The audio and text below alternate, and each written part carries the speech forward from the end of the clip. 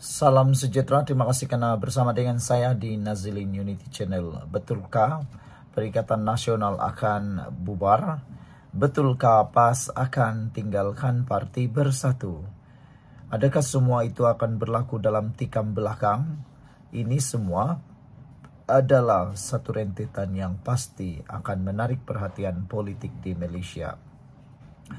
Tindakan Bersatu menamakan calon Perdana Menteri bukti PAS hanya pacak kuasa, kata seorang pemimpin daripada amanah, yaitu Datuk Mahfuz Omar.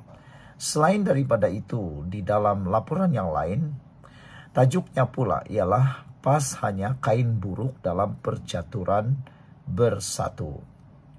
Pemimpin amanah Mahfuz Omar menyelar PAS dengan mendakwa parti itu sekadar menjadi pelengkap syarat kepada Bersatu selepas Presiden Bersatu, Muhyiddin Yassin, dinamakan sebagai calon Perdana Menteri yang ke-11. Naib Presiden amanah itu menegaskan tindakan Bersatu menamakan calon Perdana Menteri tanpa sebarang rundingan atau persetujuan komponen lain, khususnya PAS, jelas membuktikan sifat angkuh dan politik berteraskan kepentingan sendiri semata-mata.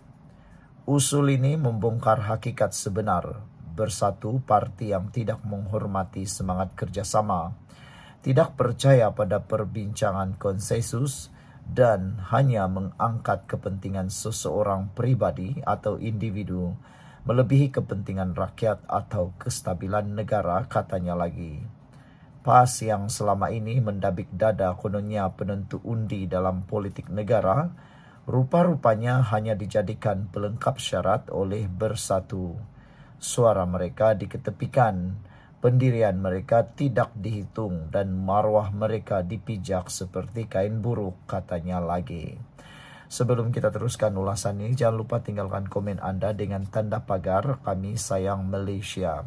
Sebelum itu, izinkan dulu saya kongsikan kepada Anda semua, ini terapi imun Transfer Factor for Life. Terapi imun yang meningkatkan daya imun badan kita sehingga 400%. Terapi imun ini mengajar, mendidik, dan menguatkan imun badan kita sehingga 400%.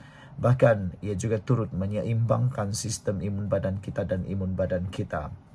Apabila imun badan kita kuat, apabila imun badan kita bijaksana, apabila imun badan kita seimbang, kita sembuh daripada semua jenis penyakit, kerana imun badan kita lah yang akan menghapuskan semua jenis penyakit yang ada dalam badan kita, yang tersembunyi dalam badan kita. Cepat dapatkan produk yang hebat ini, terapi imun ini, melalui nombor telefon saya yang tertera, WhatsApp saya di nombor itu.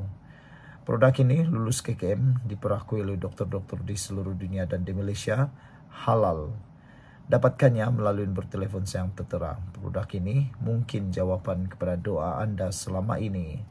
Saudara, apa yang memberikan kita satu pengertian baru ialah, jika beginilah layanan terhadap rakan kongsi paling setia, maka jelaslah PAS tidak lebih daripada sekadar pacak kuasa dalam percaturan politik Bersatu, kata Mahfuz. Mahfuz mengulas resolusi Perhimpunan Agung Tahunan Bersatu yang sebulat suara meluluskan usul menamakan presidennya sebagai calon Perdana Menteri.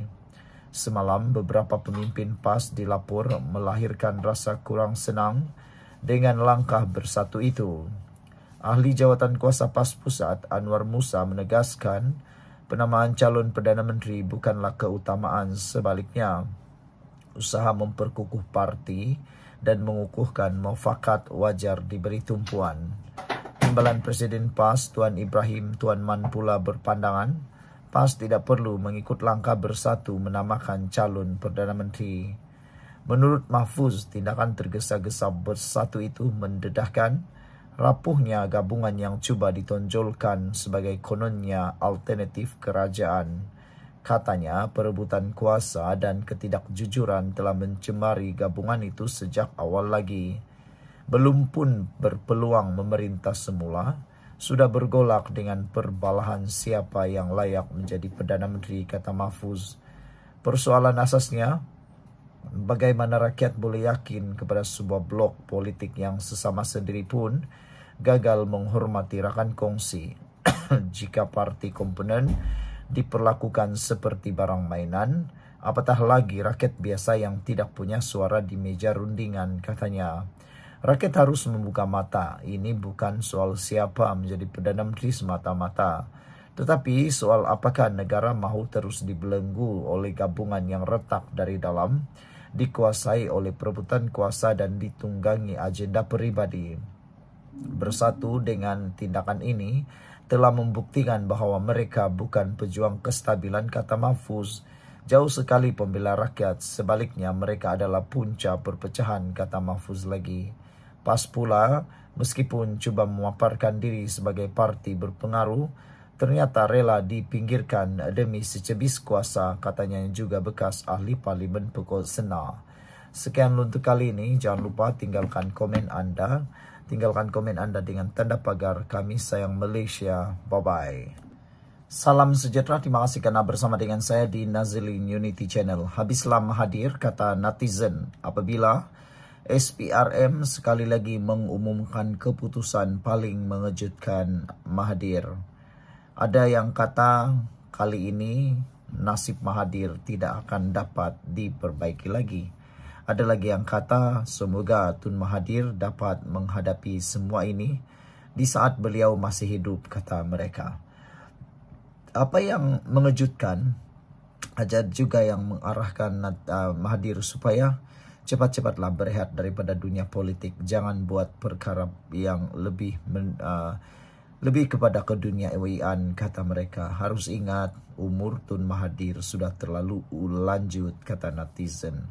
Hari ini, Ketua Pengarah SPRM sekali lagi menyatakan bahwa siasatan terhadap Mahathir masih berjalan. Makna kata Mahathir masih dalam bahaya. Selagi siasatan belum selesai, selagi itulah Mahathir akan dalam bahaya. Siasatan terhadap Tun Dr. Mahathir Mohamad masih berjalan dengan tumpuan kini diberikan kepada aset yang dipercayai dimiliki beliau di United Kingdom, UK, kata Ketua Pesuruhjaya Suruhanjaya Pencegahan Rasuah Malaysia SPRM, Tan Sri Azam Baki. Beliau berkata, pihaknya kini sedang dalam proses mendapatkan maklumat terperinci daripada pihak berkuasa UK berhubung perkara itu.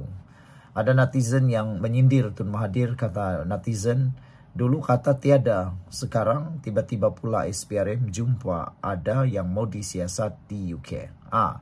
Jadi ini milik siapa, kata netizen. Siasatan melibatkan Dr. Mahathir masih lagi dijalankan dan kami sedang mendapatkan maklumat terperinci daripada pihak luar, terutama sekali pihak UK, pihak authority UK berhubung dengan aset-aset yang dimiliki oleh Dr. Mahathir, kata SPRM. Sebelum kita teruskan ulasan ini, jangan lupa tinggalkan komen Anda dengan tanda pagar Kami Benci Pencuri. Sebelum itu, izinkan dulu saya berkongsikan kepada Anda semua.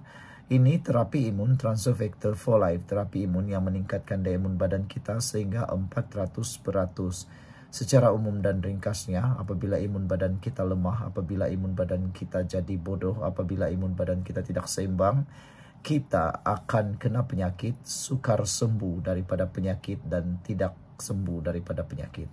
Tetapi terapi imun ini mengajar, mendidik dan juga menguatkan dan menyeimbangkan imun badan kita sehingga 400%. Apabila imun badan kita kuat, bijaksana dan seimbang, ianya akan menghapuskan sendiri semua akar penyakit yang ada dalam tubuh badan kita. Apabila akar penyakit dihapuskan oleh imun badan kita, kita jadi sembuh daripada semua jenis penyakit. Saudara, produk ini adalah produk yang halal, diperakui oleh dokter-dokter di seluruh dunia, lulus KKM dan juga merupakan penemuan paling bersejarah dalam dunia kedokteran abad ini. Kalau Anda sudah berdoa bertahun-tahun untuk masalah kesehatan Anda, mungkin ini jawaban yang Tuhan tunjukkan hantar kepada Anda hari ini. Saudara-saudara sekalian, apa yang mengejutkan kita, sekiranya maklumat dapat diperoleh, kita akan maklumkan kemudian, kata Azam Baki. Sebelum ini pada Azam pada April 2024 dilaporkan berkata bekas Perdana Menteri itu antara individu yang disiasat berhubung isu pengisytiharan harta. Susulan penyiasatan itu, kedua-dua anak beliau diberi notis untuk mengisytiharkan harta dalam tempoh yang dinyatakan notis di bawah Seksyen 36 Akta SPRM 2009. Pada 21 Januari lepas dilaporkan menurut pengisytiharan harta yang dikemukakan kepada SPRM, Tan Sri Mokzani Mahathir memiliki aset bernilai kira-kira 1 bilion ringgit, manakala Mirzan Mahathir sebanyak 246.2 juta. Mengulas mengenai isu tular melibatkan seorang peguam yang mendakwa pegawai penyiasat SPRM membuat intimidasi terhadapnya dalam proses soal siasat berhubung satu kes pada 2 September lepas. Azam berkata beliau telah mendapatkan maklumat terus daripada pegawainya dan versi yang diberikan berbeza dengan dakwaan yang tersebar di media sosial. Itu versi dia, dan sebab mungkin selepas diviralkan oleh beliau dalam sosial medianya, saya sendiri telah mendapatkan penjelasan daripada pihak pegawai saya dan versinya lain. Jadi senang saya cakap di sini, pergi ke mahkamah saja untuk mendapatkan sebarang kepastian. Apa yang saya dapat daripada pegawai saya, tindakan siasatan dilakukan oleh pegawai saya mengikuti undang-undang dan prosedur, kata Azam lagi. Sekian dulu untuk kali ini. Jangan lupa tinggalkan komen Anda, tekan butang subscribe dan kita jumpa lagi. Bye-bye.